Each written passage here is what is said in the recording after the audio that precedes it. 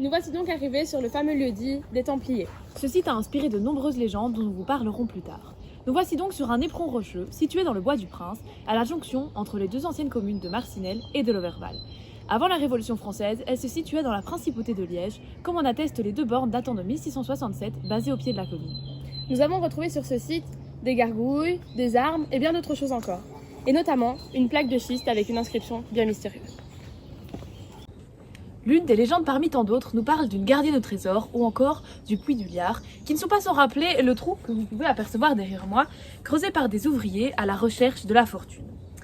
Les ruines telles que nous pouvons les voir ont été fouillées par des archéologues amateurs entre les années 60 et 80. Ils ont ensuite tenté de les reconstituer de manière assez approximative. Mais que reste-t-il véritablement de ces ruines? À l'intérieur du mur d'enceinte de 150 mètres sur 75 ont été retrouvés deux bâtiments, à savoir une chapelle de type romane et une habitation. À l'intérieur de cette habitation, on a retrouvé ce qui semblait être une cuisine, des escaliers, une cave ou encore un atelier de travail. En bref, une maison normale. Ces deux bâtiments ont été brûlés et pillés. Ce qu'il en reste aujourd'hui se trouve au musée de Marcinelle, comme par exemple des bijoux, des armes ou encore deux squelettes qui ont été retrouvés à l'intérieur de la chapelle. Nous vous parlions précédemment de légendes, et bien en voici deux. La première est certainement la plus connue. Elle raconte qu'autrefois, venaient ici des brigands ou des templiers après avoir commis les pires crimes dans la région. Parfois même, on raconte que ces personnes enlevaient des filles et venaient les séquestrer ici. Un soir, après un des nombreux rapts commis, un villageois de Loverval monta ici et incendia la maison afin de se venger de ces brigands. Une autre légende veut que ce soit ici que la mère de Charles Quint, Jeanne de Castille devenue folle, ait été enfermée suite aux incartades de son mari, Philippe le Beau, duc de Bourgogne. Elle aurait été alors surnommée Jeanne la Folle et été enfermée aux Pays-Bas, en Espagne, et donc peut-être même ici, dans les plaines du Tridé. Une explication définitive et cartésienne paraît bien difficile tant les ruines se sont dégradées et ont été pillées depuis le siècle passé. Laissons alors libre cours à notre imagination dans un endroit par ailleurs fort beau. Et imaginons la mère de l'empereur passant de longues après-midi au jardin, ou tremblons, selon la première légende, devant la fureur des habitants des lieux, las de voir leur fille disparaître aux mains des brigands.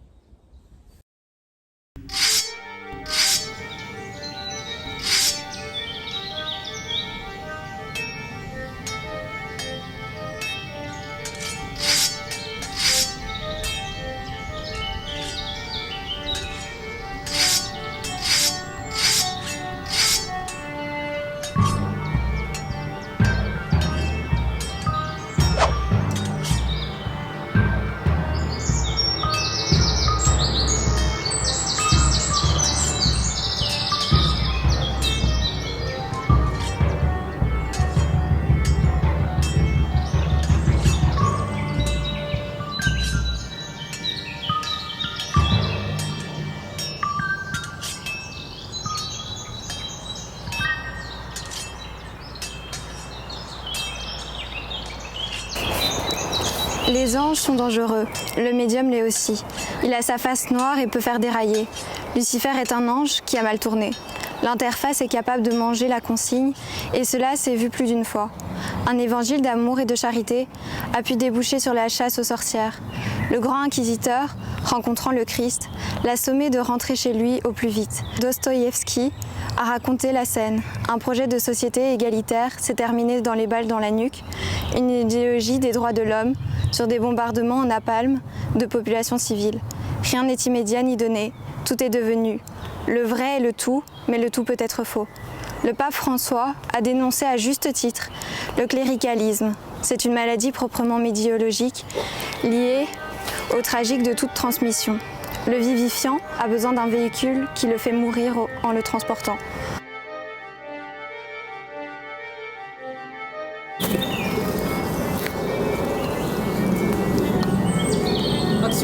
Non nobis domine non nobis, sed nomini tuo da gloriam.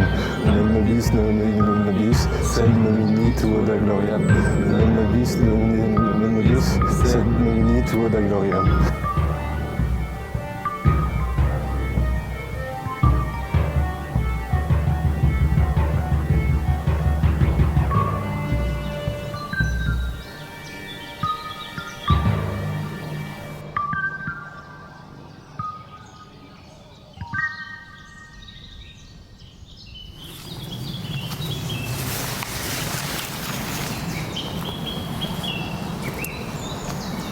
Honore le grand architecte de l'univers.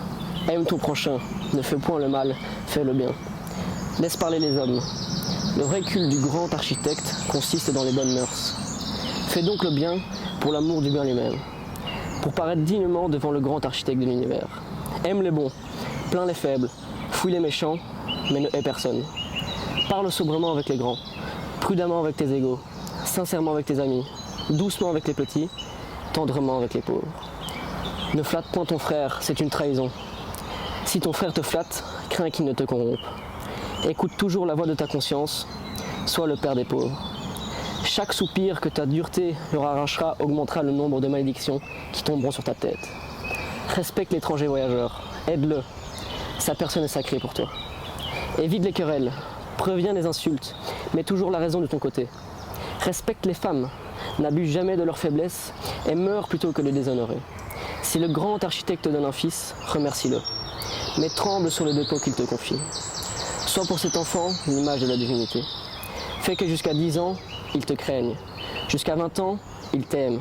Que jusqu'à la mort, il te respecte. Jusqu'à 10... Alors la dernière question, c'est... Elle se frotte les mains, ça m'inquiète. Non, non du tout, je pense que vous vous y attendez. Qu'entendez-vous par double langage chez les Templiers ?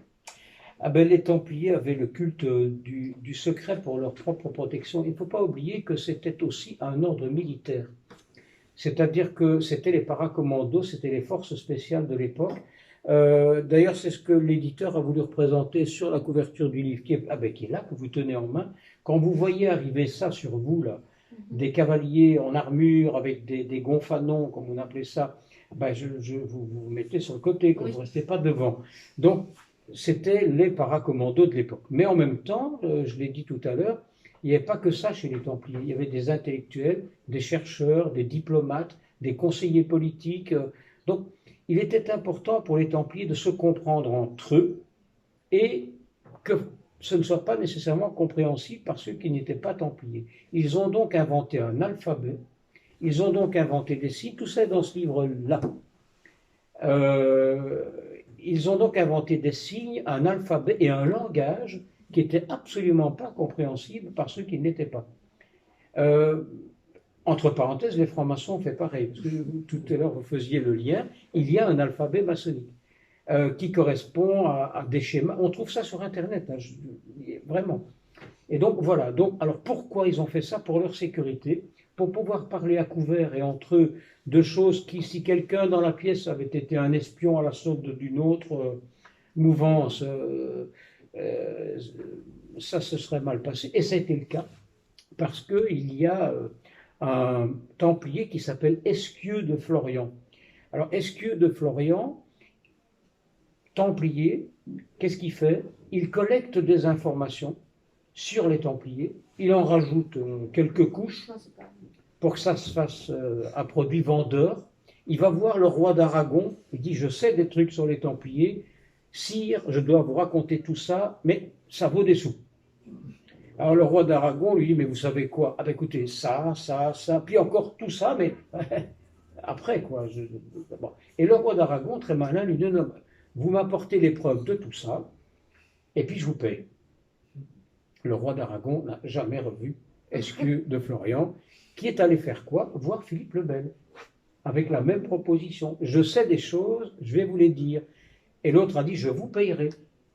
Et effectivement, Esquieu de Florian a été anobli, a hérité d'une terre en France qui est absolument maudite. Les gens du peuple, ces gens, comme on disait à l'époque, lui ont pourri la vie comme pas possible, parce que c'était un traître qui était allé raconter n'importe quoi. Donc voilà, ce double langage, c'est une affaire de sécurité. Aujourd'hui, qu'est-ce que c'est d'autre que le morse qu'un double langage?